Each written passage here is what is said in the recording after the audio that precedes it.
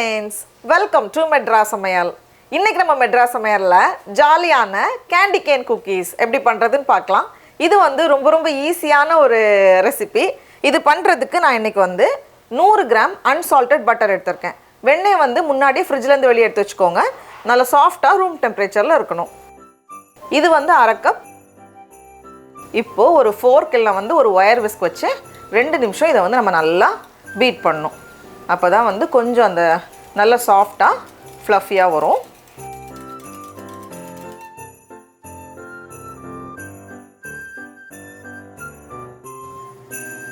அடுத்து நம்ம வந்து சர்க்கரை சேர்க்கணும். அதுக்கு நான் இன்னைக்கு வந்து 1/2 கப் சர்க்கரை எடுத்துர்க்கேன். இது வந்து 100 கிராம். சர்க்கரை வந்து அப்படியே சேர்க்காம லைட்டா பவுடர் பண்ணி சேர்த்துக்கோங்க. 1/2 கப் சர்க்கரை, இது வந்து 100 கிராம். இந்த மாதிரி நல்லா பவுடர் பண்ணிட்டு இப்போ இதையும் நம்ம உள்ள சேர்த்துடலாம். கூடவே ஒரு சிட்டிகை உப்பு, ரொம்ப கொஞ்சமா. ஒரு முட்டையோட மஞ்சள் கரு மட்டும் எடுத்துர்க்கேன். நம்ம ஏற்கனவே எக்லெஸ் குக்கீஸ் வந்து நிறைய செஞ்சுருக்கோம். இது வந்து முட்டை சேர்த்து பண்ண போகிறோம். மஞ்சள் கரு சேர்க்கும்போது அது வந்து இன்னும் நல்லா ரிச்சாக நல்லா சாஃப்டாக வரும். ஒரு முட்டையோட மஞ்சள் கரு மட்டும்.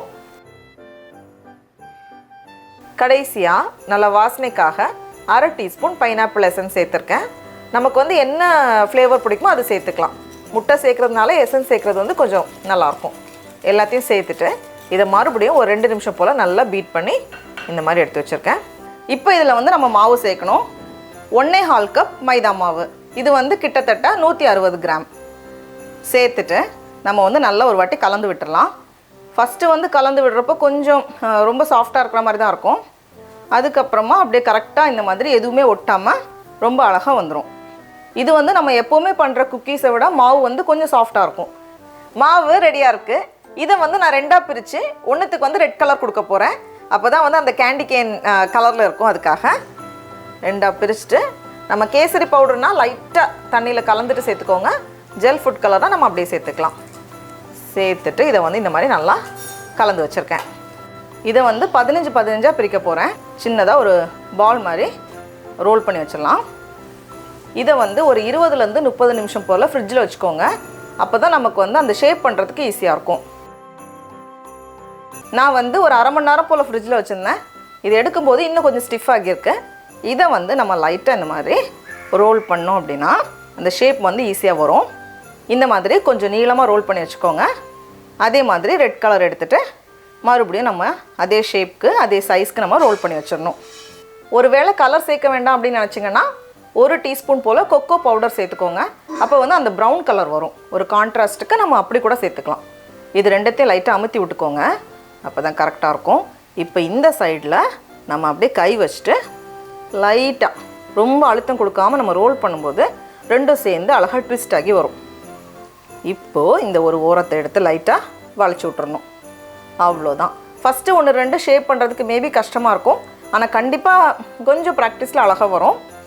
ஒருவேளை உங்களுக்கு ஷேப் பண்ண வரலனாலும் கவலைப்படாதீங்க. நம்ம ரவுண்டாக பிஸ்கட் பேக் பண்ணுவோம்ல, அது மாதிரி கூட பண்ணலாம். எல்லாத்தையுமே நம்ம ஷேப் பண்ணி வைக்கும்போது அழகாக ஒரு கேண்டி கேன் மாதிரி பார்க்க இருக்கும். கொஞ்சம் கேப் விட்டு வச்சுருக்கேன். ஏன்னா இன்னும் கொஞ்சம் அது எக்ஸ்பேண்ட் ஆகும். இதை வந்து 350 டிகிரி ஃபாரன்ஹீட் இல்லை 175 டிகிரி செல்சியஸில் 10 நிமிஷம் அவனை ப்ரீஹீட் பண்ணிவிட்டு உள்ளே வச்சுக்கோங்க. கிட்டத்தட்ட 10லேருந்து 12 நிமிஷத்தில் ரெடி ஆகிரும். அவன்லேருந்து வெளியே எடுத்தாச்சு. இது வந்து நல்லா ஆறுனதுக்கு அப்புறமா தான் நம்ம கையில் எடுக்கணும். நல்லா ஆறி இருக்கு பாருங்கள், அவ்வளோ அழகாக இருக்குது. அதே மாதிரி அவன் இல்லாமல் எப்படி ஸ்டவ்வில் பண்ணுறதுன்னு காமிக்கிறேன். எப்பவும் போல் ஒரு அடிகரமான பேன் எடுத்துக்கோங்க. தூக்கி வைக்கிறதுக்காக ஒரு ஸ்டாண்ட் வச்சுட்டு 5 நிமிஷம் மிதமான சூடில் நம்ம ப்ரீஹீட் பண்ணணும். ஒரு பிளேட்டில் கீழே பட்டர் பேப்பர் வச்சுட்டு மேலே இந்த இது வச்சுருக்கேன். இப்போ நம்ம 5 நிமிஷத்துக்கு அப்புறமா ஓப்பன் பண்ணிவிட்டு டக்குன்னு உள்ளே வச்சிடலாம். இது வந்து மிதமான சூடில் மீடியம் ஹீட்டில் கிட்டத்தட்ட 12 நிமிஷம் போல் ஆகும். எனக்கு சரியாக 12 நிமிஷம் ஆச்சு. இதை வந்து நம்ம இப்போ உடனே எடுத்துடக்கூடாது. இது ஆறுனதுக்கு அப்புறமா தான் எடுக்கணும், இல்லை வந்து உடஞ்சிரும். சாஃப்டாக இருக்கும். இப்போது இது ஆறுனதுக்கு அப்புறமா பாருங்கள், ரொம்ப அழகாக வந்திருக்கு. அவ்வளோதான். அப்படியே இதை வந்து ஒரு பிளேட்டில் நம்ம அடுக்கி வைக்கும்போது குழந்தைங்க நல்லா ஜாலியாக சாப்பிடுவாங்க. டடா, நம்மளோட கேண்டி கேன் குக்கீஸ்லாம் ரொம்ப ஈஸியாக அழகாக தயாராகிடுச்சு. இது வந்து நம்ம எப்போவுமே பண்ணுவோம்ல, அந்த குக்கீஸை விட கொஞ்சம் சாஃப்டாக இருக்கும். நம்ம வந்து அந்த எக் யோக்லாம் சேர்த்ததுனால. இப்போ நம்ம டேஸ்ட் பண்ணி பார்க்கலாம். ரொம்ப ரொம்ப சூப்பராக இருக்குது. இது வந்து கொஞ்சம் அந்த ஷார்ட் பிரெட் குக்கீஸ் மாதிரி இருக்கும், அதனால வந்து ஹார்டாக இருக்காது, சாஃப்டாக இருக்கும். அனைவருக்கும் இனிய கிறிஸ்மஸ் நல்வாழ்த்துக்கள். நீங்களும் கண்டிப்பாக அந்த ரெசிபியை இந்த ஹாலிடே சீசனுக்கு ட்ரை பண்ணி பாருங்கள். உங்களுக்கு இந்த வீடியோ பிடிச்சிருந்துச்சுன்னா மெட்ராஸ் சமையலுக்கு சப்ஸ்கிரைப் பண்ணுங்கள். நாவின் சுவை எறும்புகள் மலரட்டும்.